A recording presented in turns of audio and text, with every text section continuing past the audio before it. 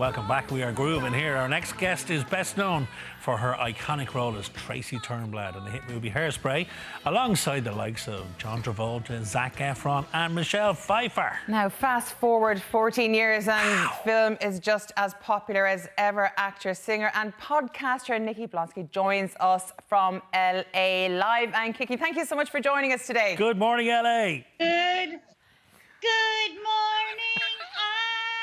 Oh, beautiful. Beautiful. Nikki, that's just what we need this morning. Exactly. Your beautiful voice to cheer us up. Now, first of all, I want to know how you got this gig in the first place in Hairspray. I love the story behind it. So I fell in love with Hairspray when I was 15. I saw it on Broadway, the Broadway show, and I instantly knew. I said to my mom in the audience, I said, I can do that. That's me.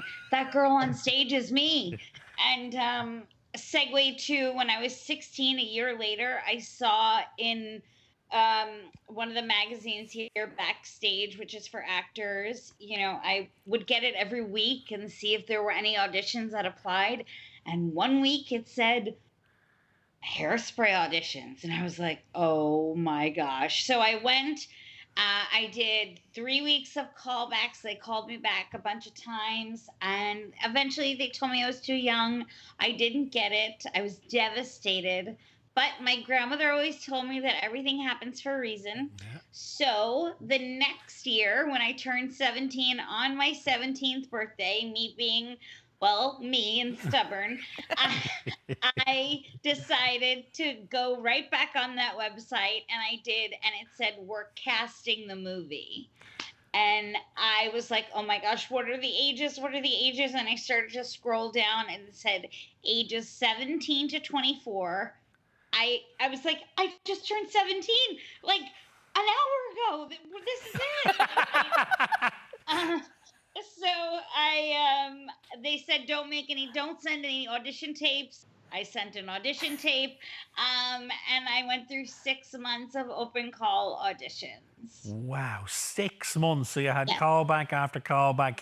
And every time you go back, Nikki, I know myself, you're getting closer and closer to the job. So that moment then when you land the job, tell us, because I'm sure you know exactly where you were when it happened, when the call landed. Tell us about that moment. Oh my gosh, it was, you know what's amazing is I'm so thankful that it's captured on film, because I'm like, I can literally watch the moment that my life changed. I was working at a Cold Stone Creamery at the time, which is an ice cream store here in the States. And I was scooping ice cream, and they said, you know, for each of the 4 final girls, we'd love to, you know, the 4 final girls that made it to the top of the Tracy hierarchy, I guess, that they were, you know, the 4 of us that they were testing out. And they said, for you, we'd like to come to Cold Stone. I said, well, come on over. I'll make you an ice cream. And they came over. It was the night before my senior prom.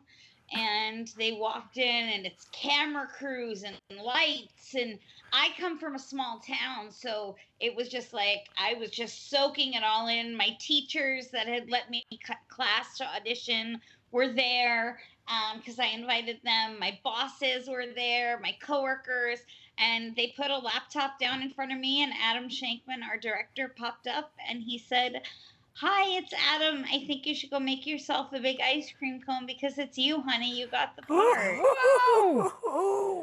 And I fell off my chair crying and screaming. There is a video of it on the internet. But I love the cast of this movie as well. It was the who's who of Hollywood. Yeah. And of all the people and all the stories, yes, you have Zac Efron, Michelle Pfeiffer, but you meeting John Travolta, that was absolutely hilarious. Tell our viewers about that. Meeting John for the first time was a moment I will cherish and remember forever.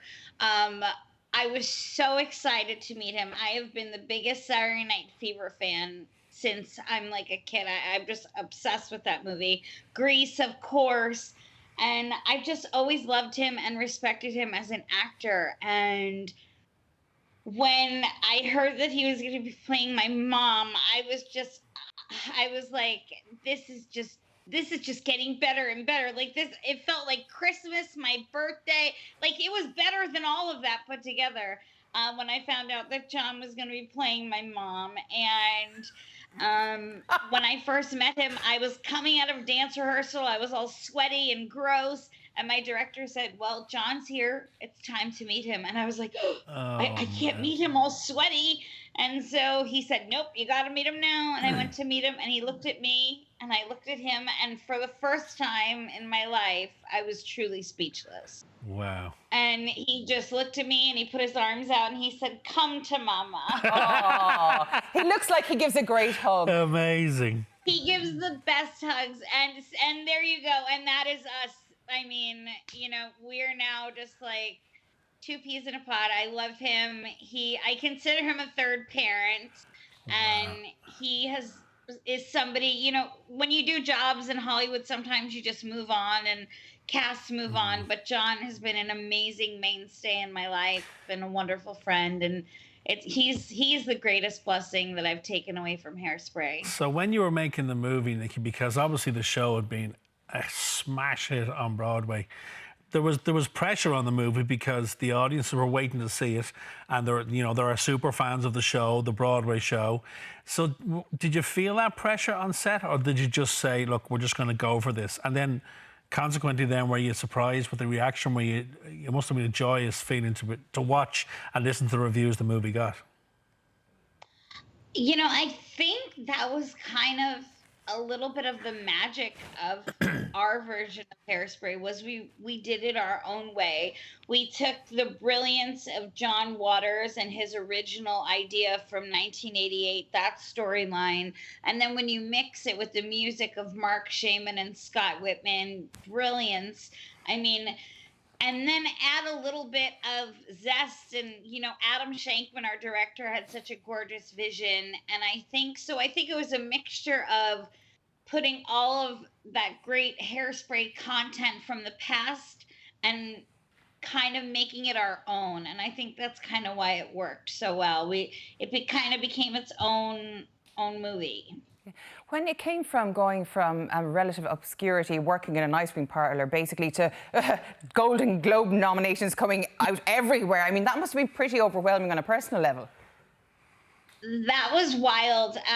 They kept, you know, people were saying, oh, you're going to get nominated. And I was like, stop it. I'm superstitious.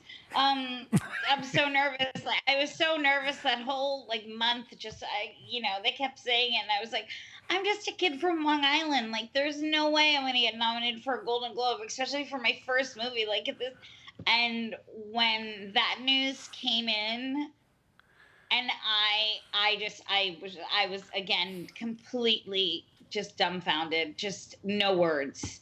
I was so thankful and so excited, and it was so nice because John was nominated too. So it was like mom and daughter nominated together. So what? We like to do things together. You did it as a family. So tell us, after all the mayhem dies down, then in terms of work, I mean, was it hard to come down from the success of that? And was the next project always going to be very different? Because I'm sure, like a lot of actors, there are certain moments and gigs and careers or films and TV projects that nothing compares to since. Have you found that since Hairspray? Hairspray will always be my first love. I will put it that way. It's like your first love, right? Or your first child. Like, you have such a deep, deep bond with it, and you love it, and it's what's made you, brought you to where I am today. But that doesn't mean that I don't have incredible experiences on film sets now. And, like children, people who have multiple children, you love all your kids, just in different ways sometimes. So, I mean, Hairspray will always hold such a deep, deep, sacred place in my heart because it was my first love, and it was what proved to me that if I put myself behind something 100% and go for it all the way, that I could do anything. And so I think that's the one thing that I keep reminding myself as I get older. So Hairspray has helped me in a million ways.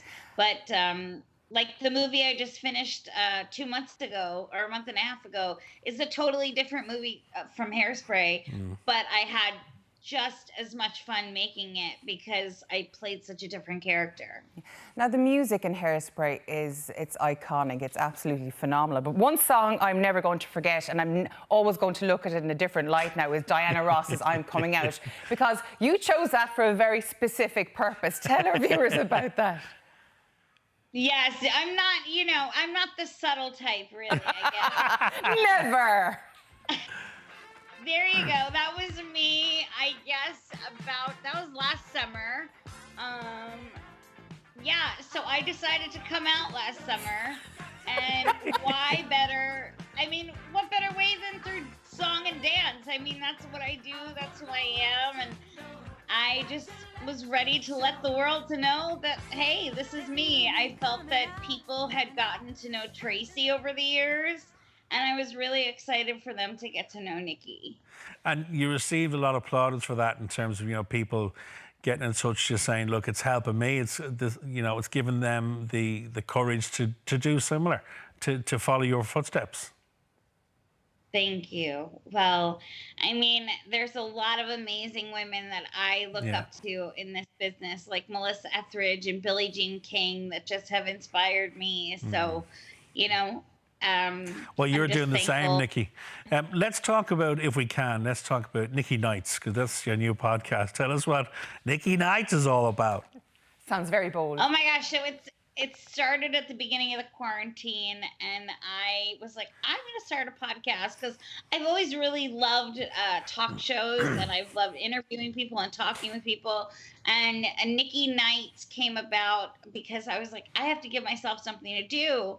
And I really was having fun doing Instagram lives. And so we turned it into a podcast, and I have gotten to chat with some of the most incredible people. Ryan Russell, who is the first out NFL football player. I've chatted with David Burtka, Scott Hamilton, the Olympic gold medalist. That was like a lifelong dream for me because I'm a huge figure skating fan. So I've gotten to chat with some really, really special people, and it's super fun. It's on Spotify and iTunes and wherever you get the podcasts. It's just a blast. Magic. Well, listen, Nikki, thank you for staying up late and joining us here. There are lots and lots of Hairspray fans over this side of the world. It's been a pleasure chatting to you. You keep going. Continued success, Nikki.